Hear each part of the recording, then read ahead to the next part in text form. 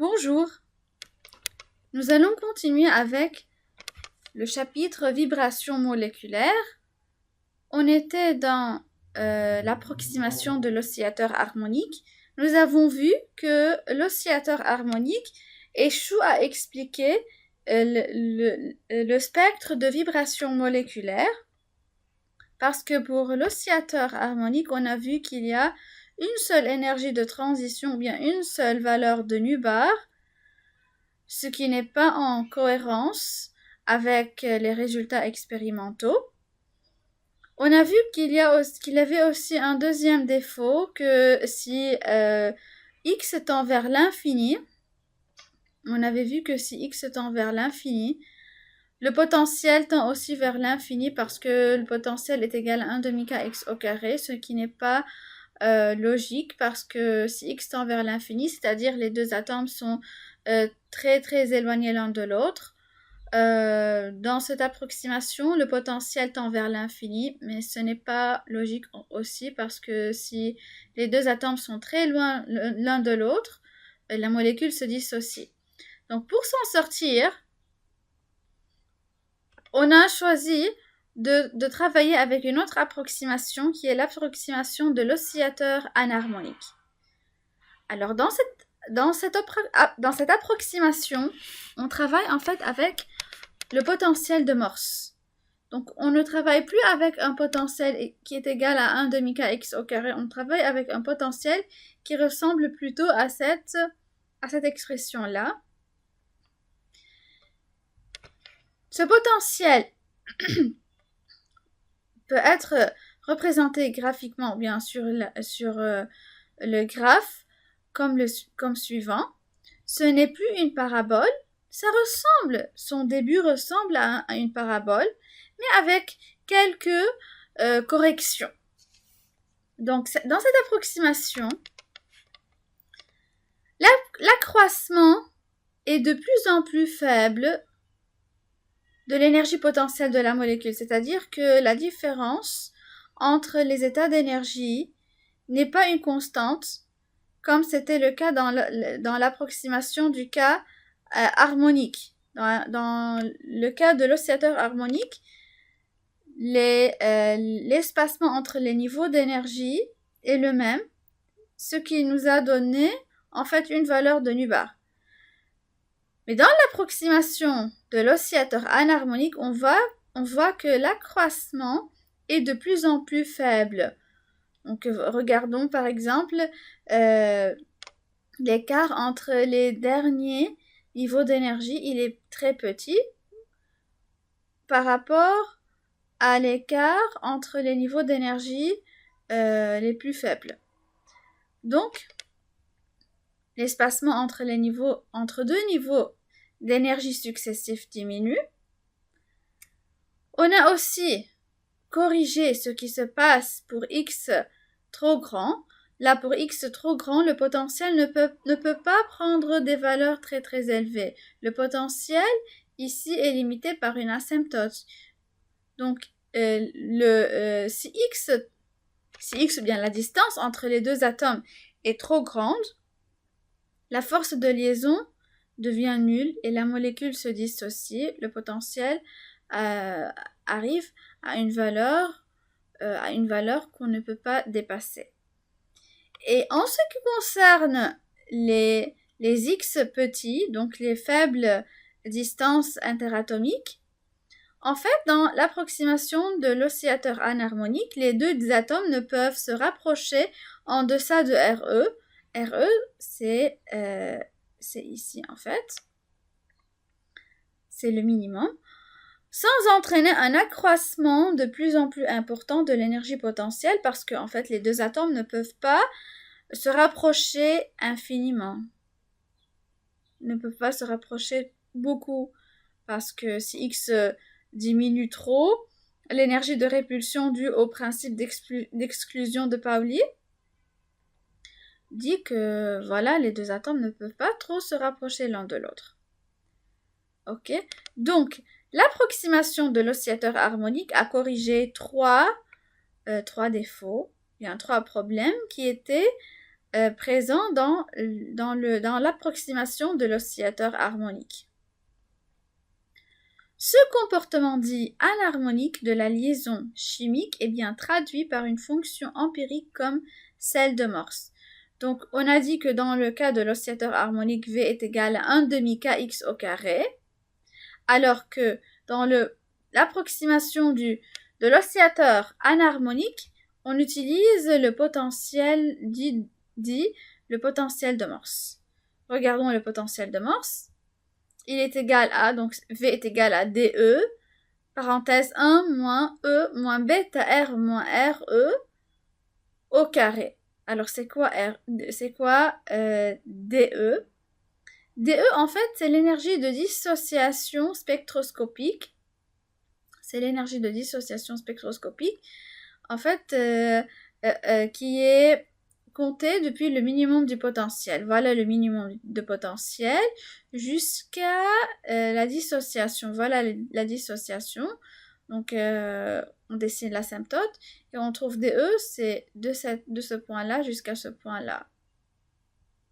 Ok, ça c'est l'énergie de dissociation spectroscopique depuis le minimum de potentiel. Au bêta, où bêta est égal à oméga E, radical de 2pi au carré CMU sur 100 dE fois H. On peut voir une autre écriture du potentiel de Morse. V est égal à dE, facteur de E moins 2 bêta R moins RE, moins 2E moins bêta R moins RE plus 1. En fait, ça, ce n'est autre que ça. C'est le même. Ok, ça, ces deux sont les mêmes. On a juste fait E1 moins E moins bêta R moins RE au carré. Donc, ça ressemble à A moins B au carré, c'est A au carré plus B au carré moins 2AB. Ok, là, on retrouve trois termes. Un terme qui correspond à R qui tend vers l'infini. Il y a un terme qui correspond à R très faible, à courte distance. Il y a une répulsion. Pour R tend vers l'infini, on a une asymptote. Et pour les distances intermédiaires, il y a une attraction à longue distance. Donc voilà le potentiel de Morse. Il vient résoudre les problèmes de l'oscillateur harmonique et qui explique les résultats expérimentaux sans problème. Maintenant, si on regarde les niveaux d'énergie de l'oscillateur anharmonique, on peut écrire E de n est égal à h nu n plus 1 demi, bon, avec un terme. Ça, ce terme, il était présent dans le cas de l'oscillateur harmonique, mais l'oscillateur anharmonique vient apporter une correction qui n'est autre que ce terme-là. Donc, ce terme-là, c'est la correction. En fait, c'est la correction, bien c'est un terme correctif sur les niveaux d'énergie. Et ça, c'est le terme d'anharmonicité, en fait. Donc, d'où vient ce E de n? C'est l'énergie de potentiel. C'est l'énergie des niveaux vibrationnels.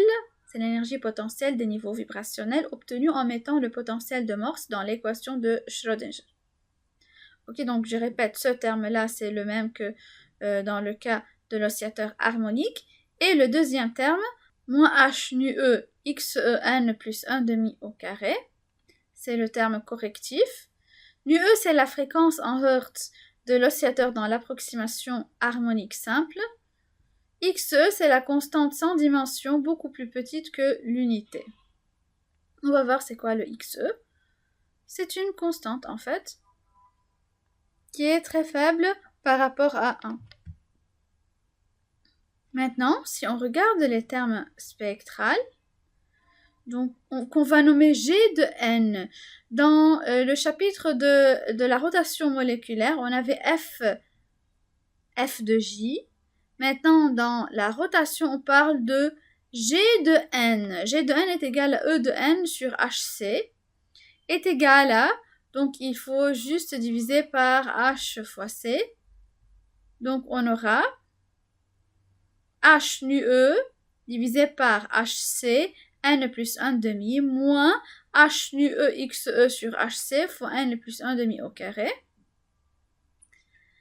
Et donc, on aura G de n est égal à oméga E n plus 1 demi moins oméga E x E n plus 1 demi au carré. Et on comprend très bien que ça, c'est le terme correctif qu'apporte l'approximation anharmonique. Oméga E x E, donc maintenant, c'est quoi oméga E x E? Il a un certain nomination. Une certaine nomination, c'est la constante d'anharmonicité. Alors que oméga E x E n plus 1 demi au carré, c'est le terme correctif, c'est la correction d'anharmonicité. Là, c'est un n. On peut parfois parler de V parce que ça correspond à la vibration.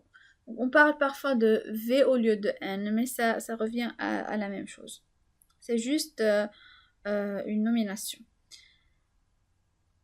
Le diagramme de niveau d'énergie de l'oscillateur anharmonique est donc composé d'une série de lignes qui ne sont pas tout à fait équidistantes. Ok, maintenant, l'espacement entre les niveaux d'énergie n'est plus une constante. Ok. Et donc, l'intervalle entre les lignes décroît progressivement d'une petite quantité chaque fois que l'on passe d'un niveau à un niveau supérieur. On peut bien voir cette idée par ce terme-là. Donc, il y a toujours une décroissance progressive de cette quantité quand on passe d'un niveau au niveau supérieur. Maintenant, si on regarde les règles de sélection, on ne va pas les démontrer, mais on trouve que si la transition delta n est égale à plus ou moins 1 se produit toujours avec une grande probabilité, il y a des transitions delta n égale à plus ou moins 2, plus ou moins 3, etc. peuvent également se produire, mais avec une probabilité beaucoup plus faible. Bon, là, on parle des règles de sélection. Quand on avait la rotation moléculaire, on a dit que delta J est égal à plus ou moins 1 seulement. On avait dit que la molécule peut passer d'un niveau de rotation à un niveau de rotation qui lui est supérieur ou bien inférieur, mais en sautant toujours d'un seul pas, d'un seul niveau. On ne peut pas sauter deux niveaux. On saute niveau par niveau. On avait delta G est égal à plus ou moins 1 seul. Maintenant, dans le cas de la vibration moléculaire, on a delta n est égal à plus ou moins 1, delta n ou bien delta v égale plus ou moins 1, plus ou moins 2, plus ou moins 3, mais la transition la plus probable, c'est delta n est égal à plus ou moins 1, et les autres transitions ont une probabilité qui est beaucoup, beaucoup plus faible. Ok? Les fréquences des raies correspondant à ces transitions peuvent être facilement trouvées. On peut trouver les fréquences des raies. On peut trouver nu bar. On peut trouver nu bar 1 qui correspond à la transition de n est égal à 0 à n est égal à 1. Je répète, n ou v. Ok, c'est le nombre quantique. N ou v. Donc, dans la bande fondamentale, on parle de transition de 0 à 1, de n est égal à 0 à n est égal à 1. Pour la première harmonique, on parle de la transition entre 0 et 2. Et pour la seconde harmonique, on parle de la transition entre n est égal à 0 à n est égal à 3. Et on peut faire le calcul en utilisant, donc pour la bande fondamentale, nu bar de 1 est égal à G de n est égal à delta G. Donc ça, c'est égal à delta G de 0 à 1. Donc c'est G de 1 moins G de 0. On utilise cette expression-là de G et on remplace N par la valeur dont on a besoin pour trouver que nu bar 1 est égal à oméga E moins 2 oméga E x E. Maintenant, pour la première harmonique, on part toujours de 0 parce que les transitions les plus probables partent de 0.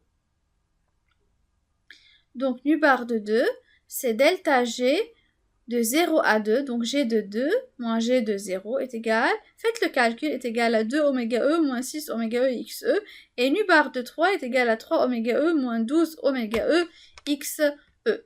Donc, la bande fondamentale correspond à la transition de 0 à 1, la première harmonique correspond à la transition de 0 à 2, et la seconde harmonique correspond à la transition de 0 à 3.